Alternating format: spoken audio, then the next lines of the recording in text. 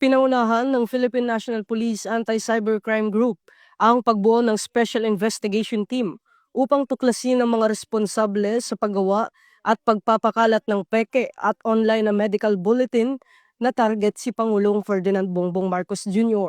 Ayon kay PNP-ACG Acting Director, Police Brigadier General Wilson Asueta, pinalakas ng grupo ang cyber monitoring upang masubaybayan ang pinagmulan at pagkalat ng dokumentong ito.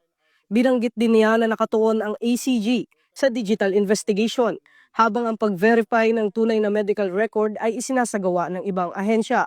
Ipanaliwanag ni Police Brigadier General Asueta na ang posibleng kaso ay maaaring kaugnay ng Article 154 ng Revised Penal Code tungkol sa unlawful publications at fake news, pati na rin ang falsification. Binigyan din rin ng St. Luke's Medical Center na ang dokumento ay peke at falsified at pinaaalalahanan ng publiko na ang medical results ay binibigay lamang sa pasyente sa pamamagitan ng opisyal na hospital channels.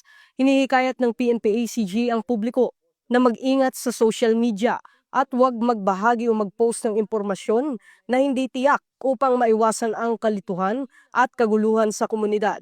Ito ang bagong PNP para sa bagong Pilipinas. Serbisyong mabilis, tapat at nararamdaman.